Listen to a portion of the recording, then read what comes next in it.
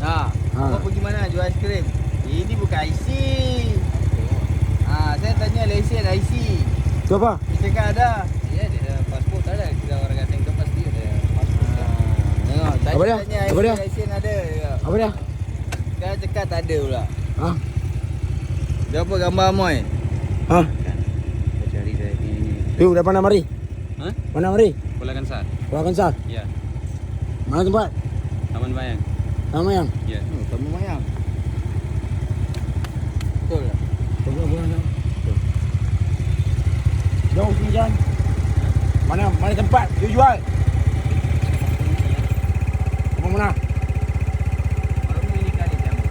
Sini jangan masuk. Tahu?